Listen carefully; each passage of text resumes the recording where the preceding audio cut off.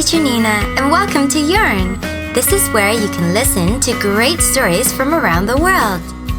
Today's story is a bit long, so I've split it up into 2 episodes. Our story is called Bundar Bahadur Poon. That's quite a mouthful, isn't it? Try saying that 10 times quickly. The title is actually the name of our main character in the story. Bahadur means brave, and it's often used as the middle name for boys. Bundar is a very special fellow. You'll find a why later on.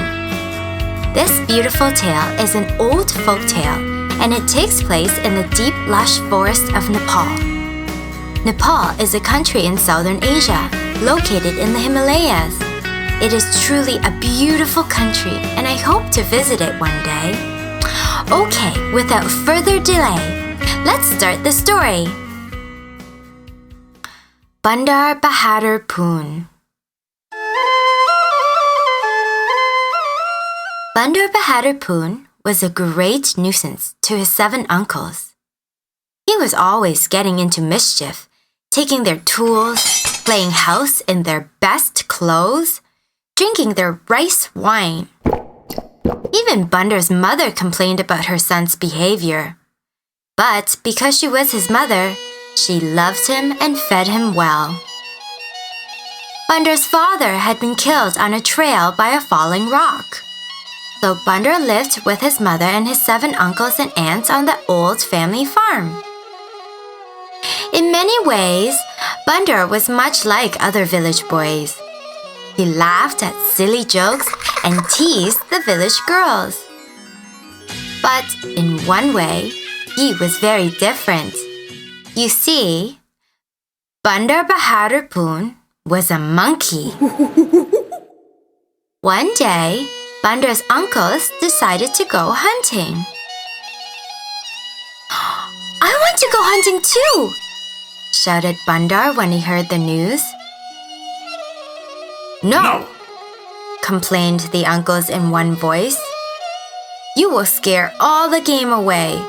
Now run along and play with your friends. Bundar disappeared as if to do their bidding, but when the uncles left the courtyard, he came out from his hiding place and followed at a safe distance behind them. For once, our monkey nephew would have been useful, laughed the eldest brother. If he were here now, we could send him into the trees to get some good mangoes. These on the ground are spoiled. Here I am, shouted Bundar. I will pick some good mangoes for you. He was already in the trees throwing down the fruit before the uncles could scold him for his disobedience.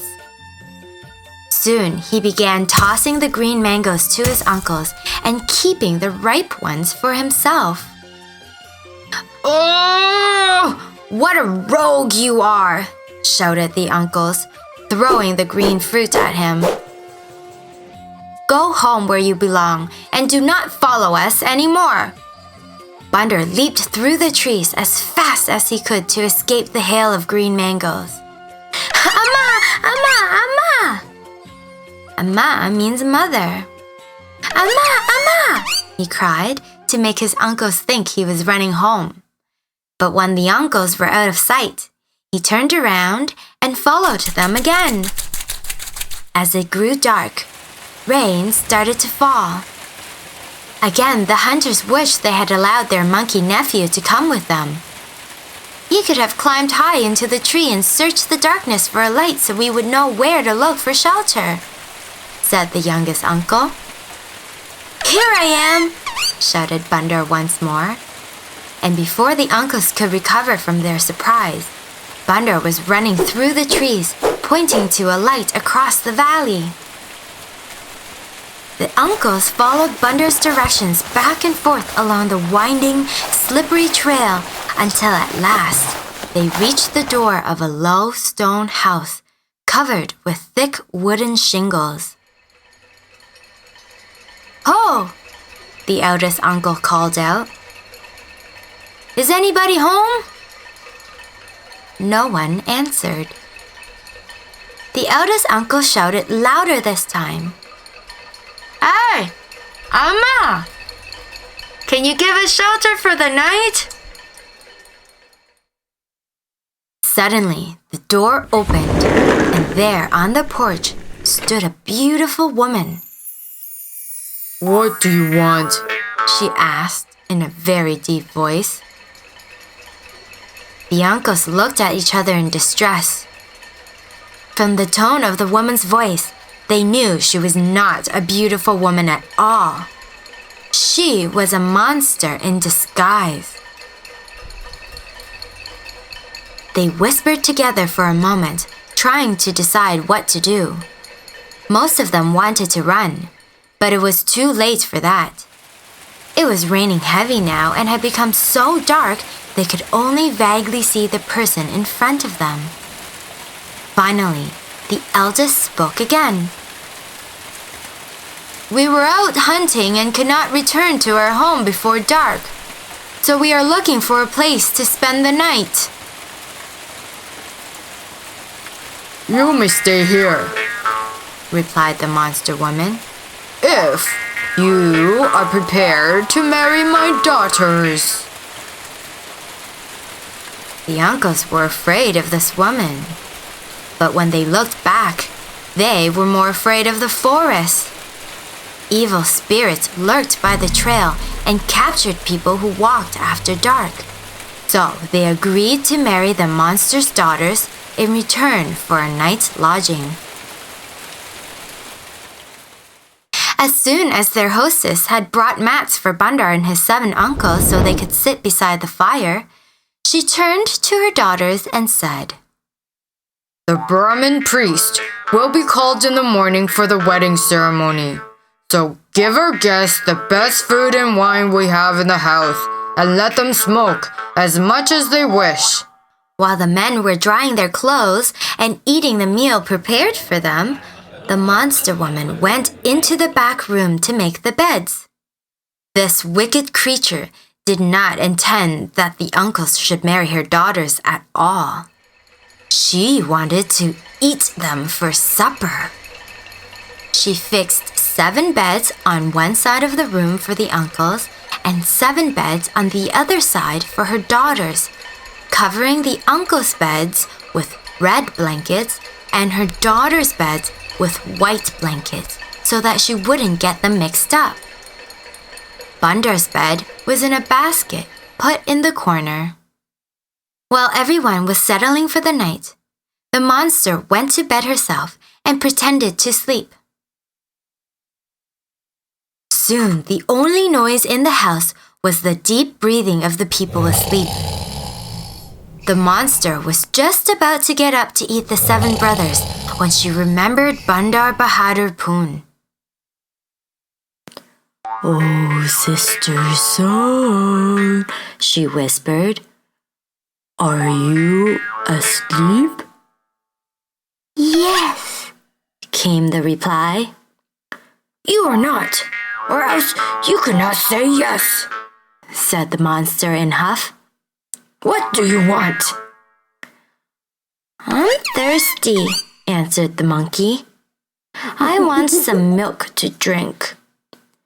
The monster was so eager for Bundar to go to sleep that she got up and warmed some milk for him. When he finished drinking it, he lay back in his basket and covered himself with his blankets. In a few minutes, the monster whispered again.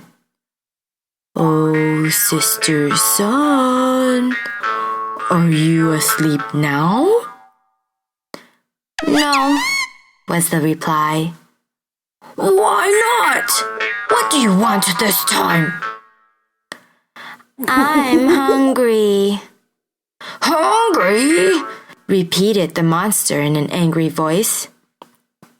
My daughters fed you chicken and rice with wine and spiced eggs. What more do you want? My uncles ate it all, whined Bundar. I want some rice pudding. The monster was very annoyed, but she didn't want to waken the others by arguing with the monkey. So she rose from her bed and made Bundar some rice pudding. After he had eaten it, he crawled under the covers and pretended once more to sleep. When she was quite sure he would not answer, the monster whispered, "Are you asleep now, sister's son?" "No, I can't go to sleep," was the answer. "Well, why not?" growled the monster. "Because I have no popcorn. I always have to have popcorn before I go to sleep." The monster was very hungry herself. She looked longingly at the 7 uncles and pictured the wonderful feast she would have if she could ever satisfy the stubborn monkey. She got up and cooked Bundar some popcorn. Climbing back into her bed again, she was so tired from all her extra work that she dozed off. Her heavy snoring rattled the brass rice spoon on the shelf. As soon as Bundar heard her snoring, he jumped up and scampered around the room as fast as he could, putting the white blankets on his sleeping uncles and covering the monster's 7 daughters with the red ones. After he had changed all the blankets, he hopped back into bed and lay very still. Suddenly, the monster woman sat up with a start. She leapt out of bed and peering into Bundar's basket. "Are you asleep at last, sister's son?" she whispered. This time, she received no answer. "Oh, quickly," she said to herself. "I must eat before everyone wakes up." She grabbed her kukari knife from the wall, ran to the beds covered with red blankets, and fell to gobbling up her daughters. "Such delicious hunters," she kept thinking with every bite. "So juicy and tender." She was so stuffed when she finished eating her last daughter, she dropped into bed. This time, she slept soundly. Bundar jumped down from his basket and awakened his uncles. When they heard what had happened, they ran out into the jungle and hid in a large oak tree. In the morning, when the monster woke up and discovered her terrible mistake, she shrieked with rage. She rushed out of the house in a frenzy and started hacking at the forest wherever her kukari knife chanced to fall. A jaybird calling to warn all the jungle creatures to stay in their nests only made the monster more angry. She looked up to throw a stone at him, and there she saw the frightened uncles, clinging to the branches of the oak tree. Well, my Yarnsters, that's all for now. Will the monster eat the uncles and Bundar, or will they get away? You'll have to join me next time on Yarn to find out the ending of the story on part 2 of Bundar Bahadur Poon. This is Teacher Nina speaking.